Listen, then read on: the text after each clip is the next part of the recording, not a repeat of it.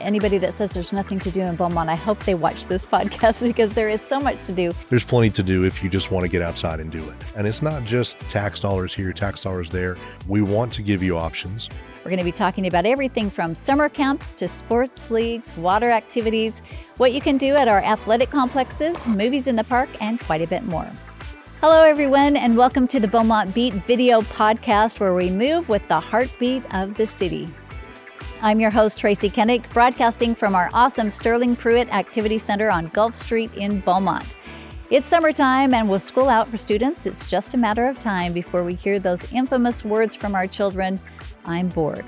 So today we have a special guest who's ready to help us out with all of the great options to keep you and your children entertained with all kinds of activities for the summer.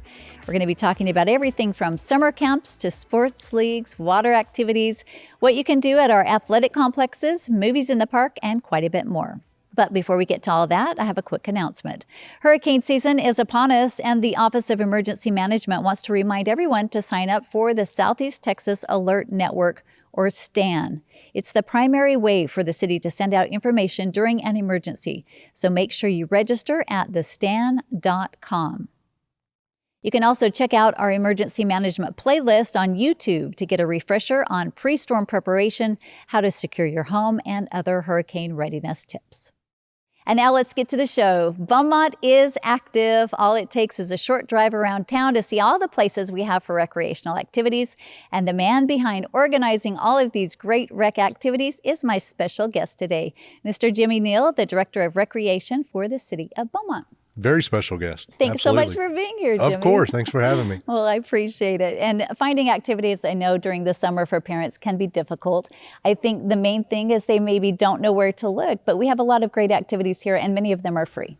We do. Summer camp has been going on here at the Pruitt Center for, I would say, over 20 years, probably quite a bit over 20 years. But we usually will get anywhere from 200 to 300 kids in the summer. We have 2 sessions. One runs this year, essentially the month of June, Monday through Friday, and then the second one subsequently will come up in the month of July. So the exciting part for the kids is they get breakfast and lunch, so that makes everybody happy. So you've got arts and crafts, you've got activities, you've got some more athletic things that we do as far as setting up basketball and football outside, throwing the frisbee. I'm seeing some kids play pickleball as well. Some of the kids are a little more art inclined, and so they'll do some painting, some drawings. But our staff does a really good job of guiding the kids on the different activities they can do throughout the day. And it's 7:30 to 4 p.m. Monday through Friday. It's a great offering that we do in the city. I'm really proud that we get to do this. Additionally, what we've got is we've got a summer track program, which has certainly been going on over 30 years. We've got a great group of guys that help run the track program. They participate in a few meets locally, they go regionally. And then last year, the state meet, I believe, took place in College Station. I think this year it's in McAllen, or Brownsville, somewhere down the valley. And it's really organized. It's really well run. We've got some really high quality coaches, and the kids get a lot better. And it's a great way to keep yourselves active and get yourself ready for athletics come your next school year. And that runs, we've got kids as young as 7 all the way up through 18 that participate. And that way they don't lose what they gain during the school year during the summer, which is also a good thing for coaches, I'm sure. Absolutely. Yeah, for sure. I mean, especially obviously Southeast Texas, everyone loves football. Right. But as you know, football takes a lot of running. And track really, it's not just, hey, I'm fast or I'm slow. You can actually learn how to do it. And they have flag football as well. We do. We're super excited that we're going to be starting a flag football league. We're partnering with NFL Flag. What's cool about flag football to me is that everyone, unlike regular football, everyone can catch a pass. Everyone can run the ball. So you get these kids that when they get into middle school and high school and want to play tackle football, because again, they're in Southeast Texas, you have to, they get a chance to actually touch the football as opposed to just wearing a 50, 60, or 70 and pushing people around. And so I think flag football can really catch on here. It's caught on throughout the nation. We're really hoping that with the girls that they jump onto it. And levels the playing field between the girls and the guys. Yeah, and I could see it easily becoming something that takes place in the high schools. I love it. Pickleball has gotten really big, and there's schools that play pickleball. You're going to see girls flag football on high school and middle school teams within the next 5 years. It's going to be in the Olympics. So, I mean, all that right, you sells heard it all. here first, folks. Absolutely. All right, I want to get to, I know during the summer, everybody talks about the heat in Southeast Texas, and we're looking for a way to cool off. We have some great places, splash pads, pools. Talk about that a little bit. If you're from Beaumont and you've lived here forever, you remember there used to be a few other pools. They converted to splash pads, which are a lot more sanitary. It's a lot easier to maintain. It's not, you don't need lifeguards. You don't have to have as much, hands-on supervision. So we've got 10 throughout the city, just displaced, throughout the different wards. And then we've got our 2 pools. We've got Magnolia Park Pool here, and then Alice Keith Park over on the south end. Typically, we open up Memorial Weekend, and then we're always closed on Monday. But the pools will be open noon to 5, noon to 6, Tuesday through Sundays. Okay, we have a lot for the youth, I feel like, in Southeast Texas, but we have some great things for the older community, and the Sterling Pruitt, of course, has some activities, but I want to talk about the Lakeside Center now, because I went there the other day for a great tour, and not only do they have crafts and they have activities, physical activities, great way to socialize. It was just, there were a lot of people there. Lakeside Center is phenomenal. So kind of backtrack a little bit. The old Best Year Center was part of our department, and it was located just adjacent to Central Park over on 4th Street. In 2017, we were able to complete the build of the Lakeside Center. I mean, there's thousands of people come through each month. There's people that get there at 8 o'clock in the morning and leave at 4. Yeah, and they're mad that we're closing at 4. I loved how they had a music room, so there were people singing. They can go in and enjoy the weight room. And it really is, it caters to our senior community, but really anybody can go there for a nominal or free fee. Yes, ma'am. Anyone can attend. You don't have to be of certain age. If you're 19 and you want to go hang out looking for dates or something, it may be Probably frowned not upon. your vibe. It may be frowned upon, maybe not. I don't know. It might be the place to go. It might be something worth considering. But no, it is a great place. We've got a small gym in there. We've got a staff member that helps train people as far as how to use the equipment. Everything is very safe. It's modern. You've got pool tables in there. There's guys that literally will play pool 5, 6, 7 hours a day. Yeah. We've got nutrition for seniors that comes in, and so they can get meals around 11, 12 o'clock, I believe it is. There's bilingual training. There's people learning how to use computers, pottery classes, painting classes, you name it, we've got it. And we've grown it a lot in the last year or so, and we're just super excited to have it. And I feel like it's a hidden gem that I wish more people knew about. I know that the city has been working with some consultants to try to grow our rec facilities. How's that coming? So we've entered into an agreement for Parks and Rec Master Plan. We got $1.3 million to go into the Parks and Rec Improvement Plan, and it's gone really well. I mean, we've been able to upgrade a few playgrounds.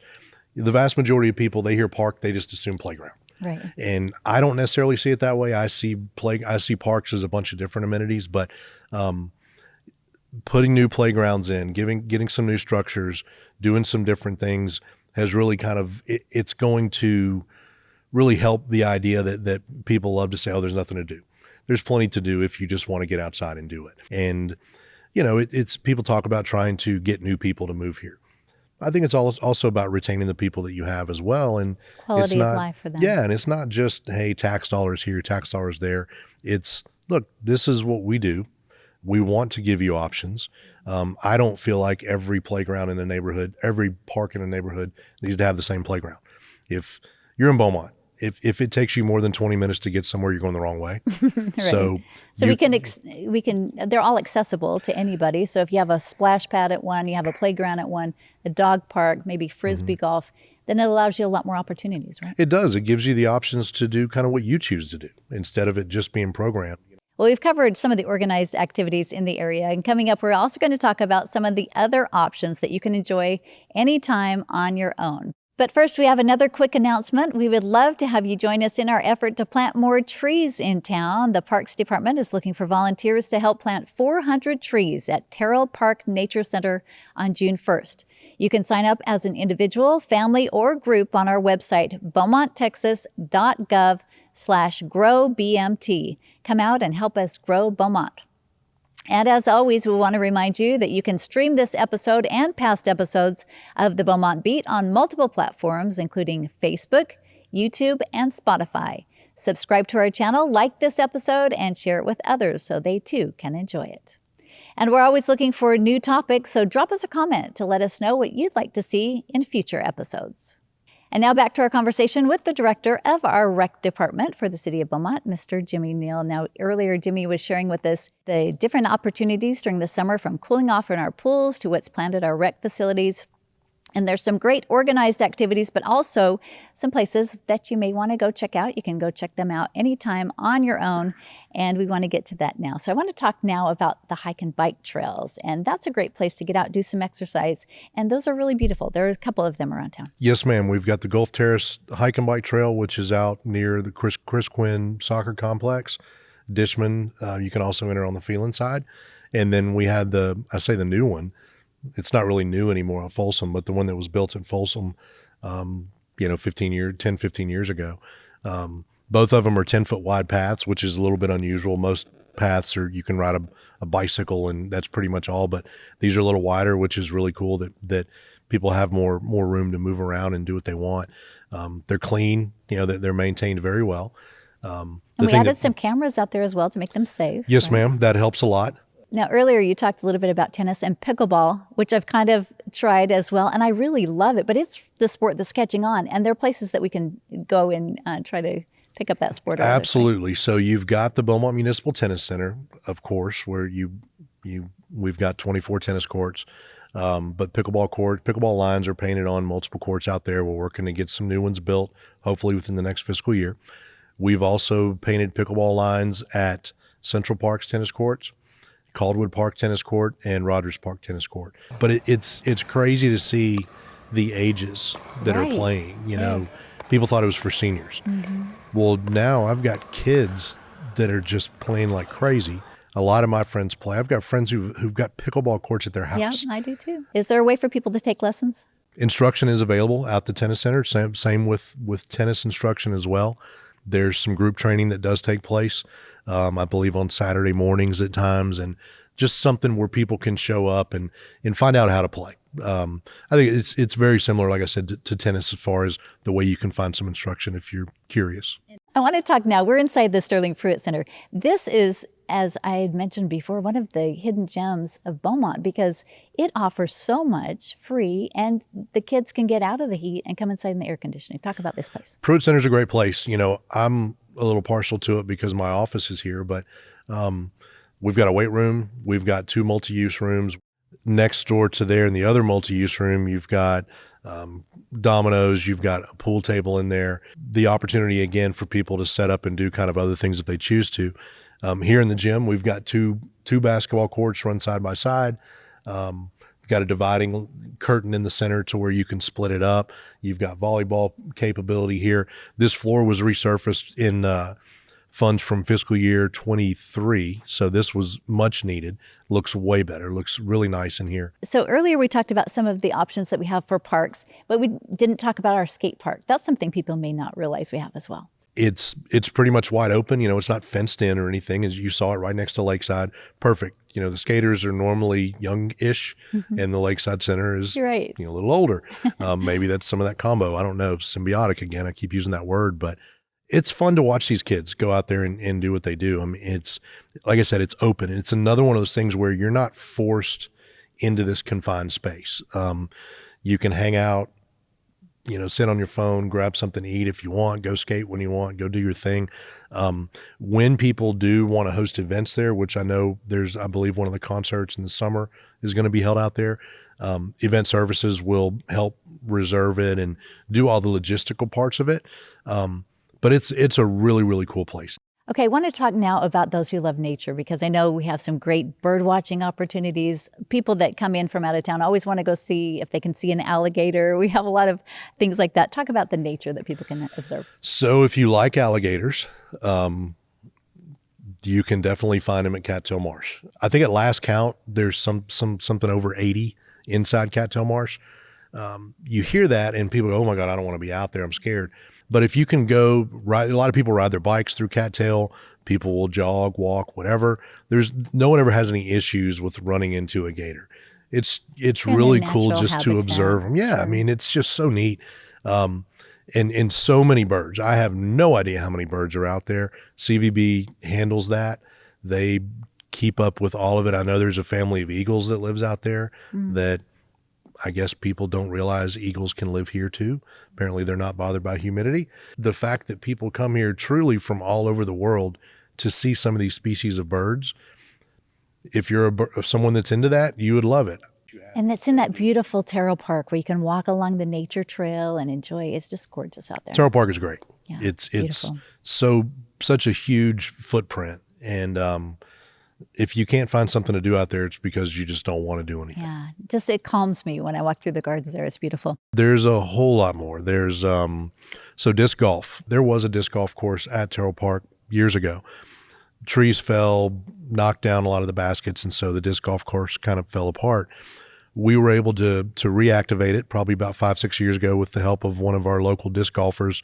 You got the stables at Tyrrell Park that has been out there for forever, for a long time, that so many people grew up here and remember riding horses at the stables. And then something that's really near and dear to me is the golf course. Our course is in really good shape. It's the greens are great. If you're a golfer, pretty much you base how good your golf course is on how good your greens are.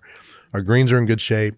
When it's not raining, we get a lot of play. And council and administration has given us some funding over the last year or so to enter into a study to figure out how to get the water to drain off the course quicker. That way we can get people out there playing faster.